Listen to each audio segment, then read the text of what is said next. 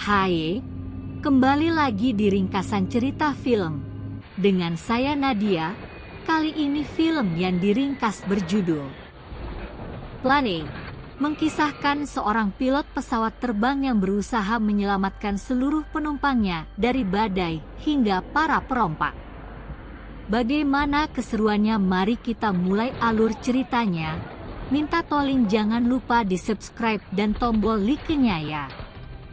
Pada suatu pagi di Bandara Singapura, seorang pilot bernama Brodie Torrance, dia sedang berjalan tergesa-gesa karena terlambat untuk terbang. Sambil berjalan dia sempat video call dengan putri yang sedang berliburan di Hawaii. Dia berjanji akan segera tahun baruan bersama putrinya di sana. Setelah pekerjaannya selesai, di penerbangan 119 dengan 14 orang penumpang, kapten ditemani oleh kopilot asal Hong Kong yang bernama Samuel. Samuel memberitahu ke kapten, jika rute mereka akan melewati cuaca buruk, tepatnya di atas Laut Cina Selatan.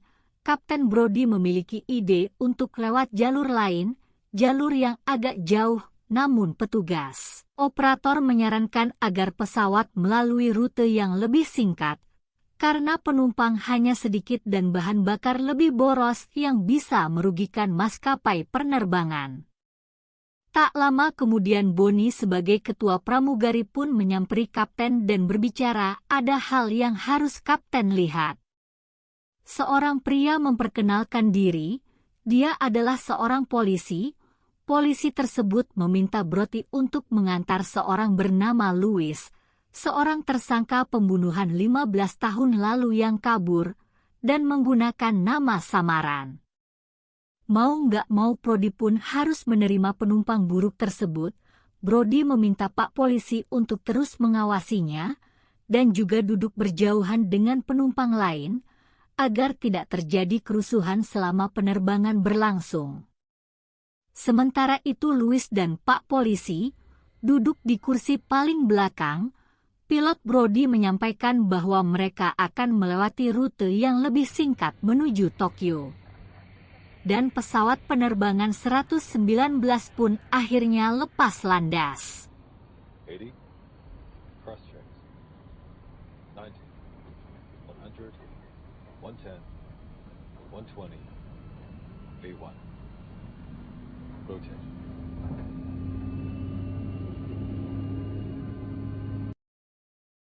Dalam perjalanan Brodie dan Samuel saling berbincang.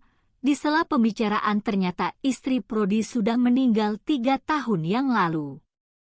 Tak lama kemudian pesawat melewati area badai, dan Brodie minta izin ke pengontrol lalu lintas udara untuk menaikkan ketinggian agar lebih aman. Cuaca buruk sempat membuat turbulensi, yang membuat penumpang agak panik. Setelah dikira sudah selesai melewati badai, Brodie pun langsung mengecek kondisi di kabin pesawat. Ternyata badai masih belum selesai, pesawat kembali mengalami turbulensi hebat, sehingga membuat kepala Kapten Brodie terbentur di kabin bagasi atas. Tiba-tiba petir menyambar, beberapa perangkat avionik pesawat mati, karena mungkin sudah terbakar, menyebabkan kerusakan listrik. Tidak bisa berkomunikasi dengan pengontrol lalu lintas udara ataupun mengetahui lokasi pesawat. Dalam sekejap pesawat akan terjadi kegagalan sistem yang membuat pesawat akan kehilangan daya dorong kurang lebih dalam 10 menit. Maka dari itu Kapten Brodie memutuskan untuk mencari tempat dan segera mendarat di tempat yang aman. Sedangkan pramugari memberitahu penumpang secara langsung untuk memakai sabuk pengaman, namun Pak Polisi melepas sabuk pengaman untuk mengambilnya yang terjatuh. Pramugari juga berdiri untuk memperingatkan polisi, namun sayangnya mereka tewas seketika, karena benturan kencang akibat turbulancing. Pilot menghitung kurang dari 5 menit sebelum mesin pesawat benar-benar mati total. Pilot pun mempersiapkan pesawat untuk pendaratan di air karena mereka tidak mengetahui lokasi mereka berada. Di balik kaca mereka hanya melihat lautan yang terhampar luas. sambil melihat foto keluarga masing-masing. Tiba-tiba keajaiban muncul. Kapten Brody melihat sebuah pulau dan memutuskan mendarat di sana. Meskipun mereka tidak tahu lokasi pasti pulau tersebut. Sampai akhirnya mereka memutuskan untuk mendarat di pulau tersebut. Pesawat pun mendarat dengan aman dan semua penumpang pesawat masih dalam keadaan trauma. Sebelum keluar pesawat, Bonnie yang mengambil kunci borgol polisi demi keamanan penumpang yang masih hidup. Mereka berada di sebuah pulau antah berantah yang tidak diketahui lokasi pastinya. Sana tidak ada satupun dari mereka yang mendapatkan sinyal HP. Bonnie memberikan kunci borgol ke kapten.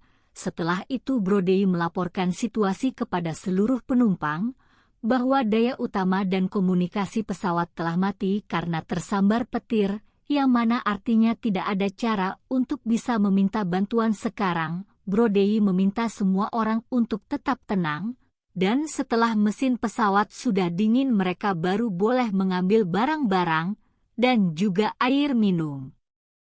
Brody pun berjanji dirinya dan para penumpang lainnya untuk berusaha menyelamatkan semuanya. Di sana, tempat berteduh seadanya dibuat dan mereka diminta untuk berbagi makanan. Sementara Brody dan Samuel mengecek kondisi pesawat, setelah itu Brody pun mengamankan melihat polisi dan seorang pramugari yang meninggal akibat perjalanan. Brody juga menyimpan pistol milik polisi dan juga mengecek barang-barang milik polisi.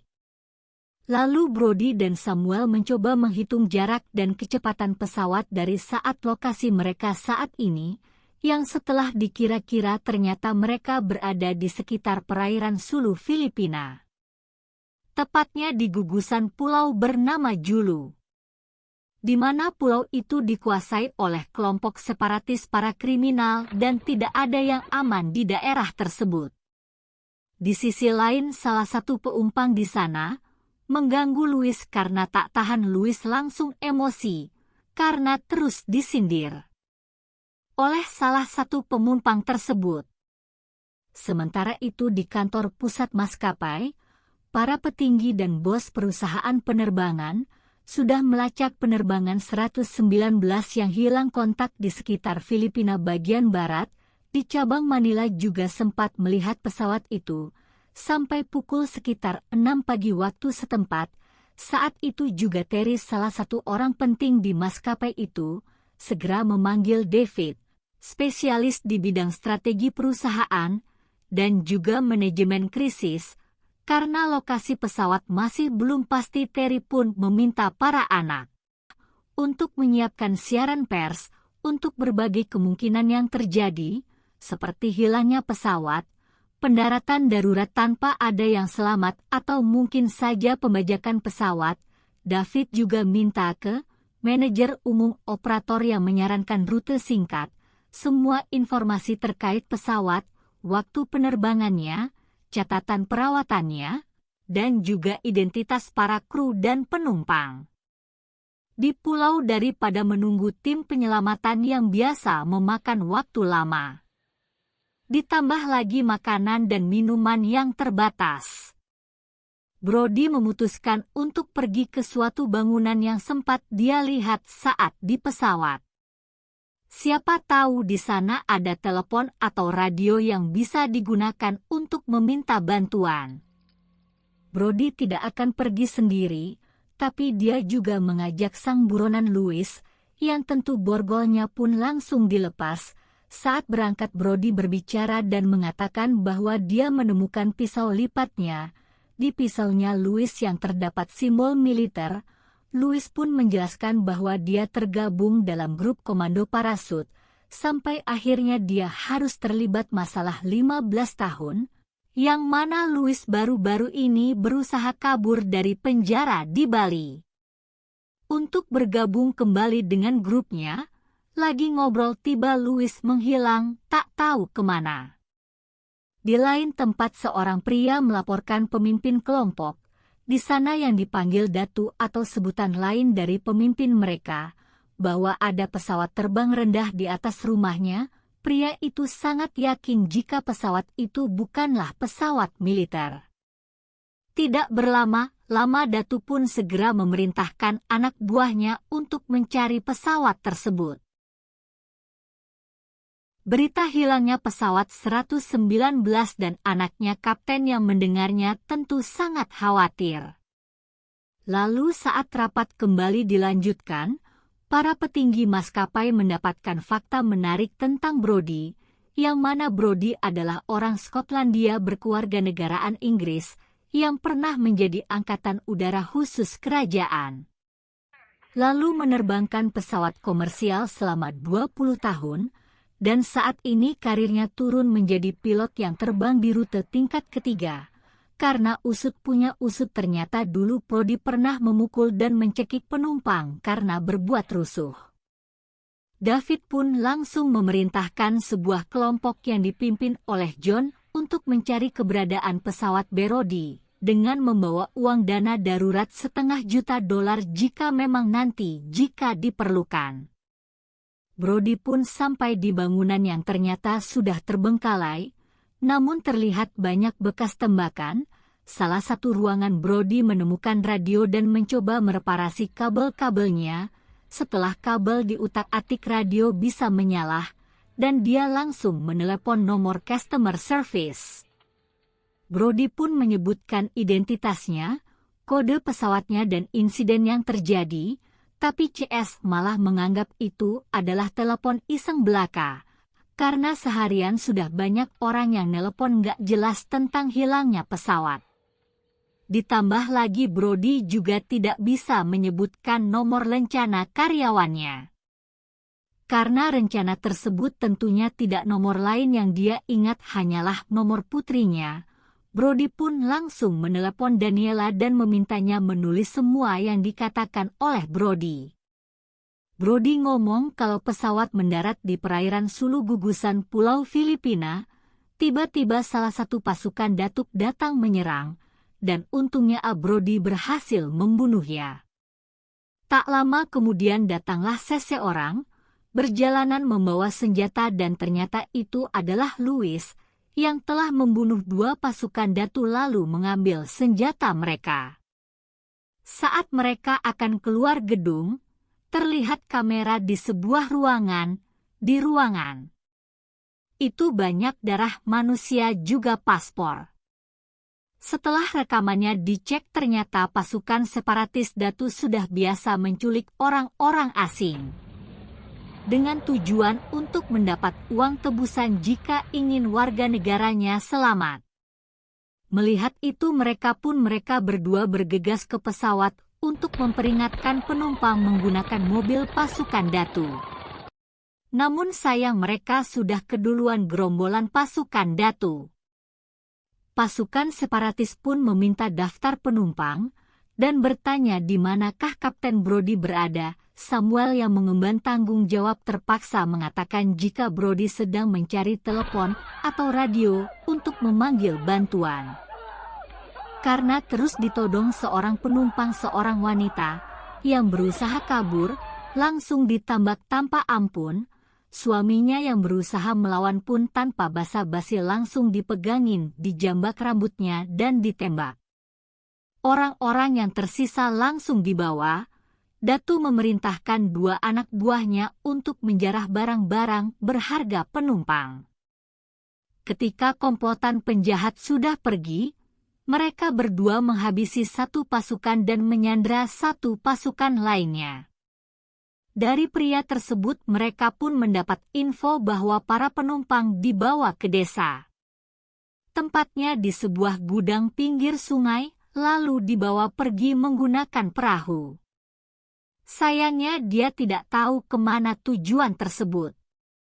Sebagai pilot yang bertanggung jawab Brodie akan pergi ke desa, dan saat masuk ke pesawat ternyata daya listrik sudah kembali menyala. Karena dibetulkan oleh Samuel, Brodie pun mengecek dan juga memberi pesan di seragamnya bagi siapapun yang datang ke sana, bahwa dirinya pergi menyelamatkan penumpang yang disandra. Setelah Louis membunuh satu pasukan musuh yang tersisa, mereka berdua pun langsung pergi ke lokasi. Sementara itu di kantor pusat, David dan Terry telah mendapat telepon dari Brody yang sebelumnya menghubungi ke CS, serta juga ke putrinya yang menelpon ke maskapai penerbangan. Dan sampai akhirnya, pesawat yang mendarat pun ditemukan dan segera penerjun payung untuk membantu. Sesampainya di bawah, mereka langsung mengecek pesawat dan menemukan 2 mayat, juga pesan dari Brody lengkap dengan titik koordinatnya. Di tempat penyekapan, beberapa dari mereka diminta menyebutkan nama dan negaranya, sedangkan Brody dan Louis berhasil menemukan perahu yang mana mereka menduga para penumpang akan dibawa keluar dari pulau. Dan jika itu terjadi, maka mereka tidak bisa diselamatkan lagi. Tentunya mereka langsung membunuh 2 musuh yang lagi isi bensin tanpa menggunakan senjata agar tidak menimbulkan suara. Dekat sana terlihat komplotan Datu, juga di sebuah gudang mereka lewat belakang untuk menyelamatkan penumpang. 2 musuh yang berjaga pun ditumbangkan memakai palu. Dan seluruh penumpang dimasukkan ke bis. Namun karena banyak musuh yang berjaga di jalan, Brody menyerahkan diri untuk mengalihkan perhatian musuh. Brody pun meminta Datu untuk membebaskan penumpang dengan bertukar dengan penumpangnya dan menyuruh Datu bertemu keluarga yang ada di rumah. Tapi Datuk tak peduli, semua orang yang datang ke Pulau Jolo adalah miliknya. Saat itu juga Brody yang dianggap penting akan dibunuh sebagai contoh untuk orang-orang lain, agar pemerintah serius membayar tebusan. Tiba-tiba pasukan John pun datang. Banyak musuh yang dibantai oleh pasukan John, mereka pun bergerak menuju pesawat, meskipun daya pesawat sudah menyala, tapi tentunya masih ada kemungkinan rusak. Dan Brody membetulkan beberapa bagian sebisanya. Setelah penumpang masuk ke pesawat, John dan teman-temannya pun berjaga karena terlihat 2 konvoi musuh. Tembak-menembak pun tidak terhindarkan, satu persatu musuh dibantai.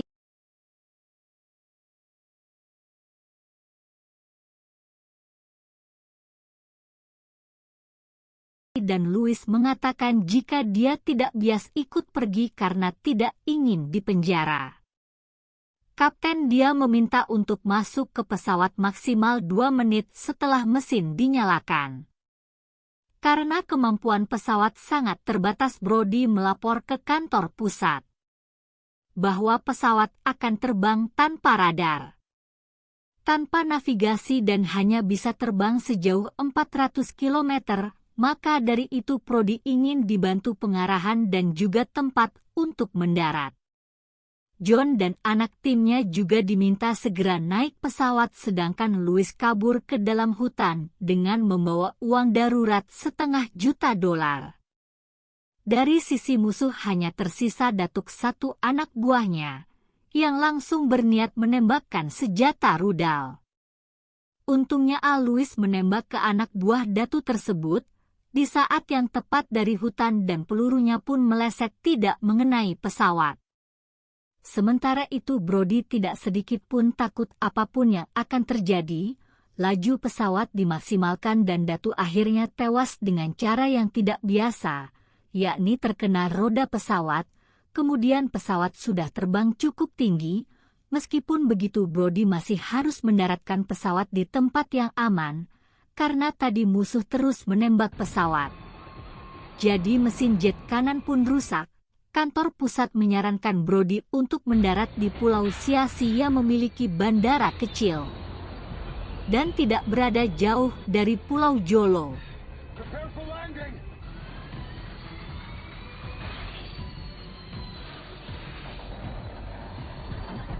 Saat sudah tepat, ketika mereka sampai landasan pacu bandara Pulau Siasih, pesawat semakin oleng. Dikarenakan peluru yang ditembakkan anak buah Datu, pesawat berhasil mendarat dengan selamat.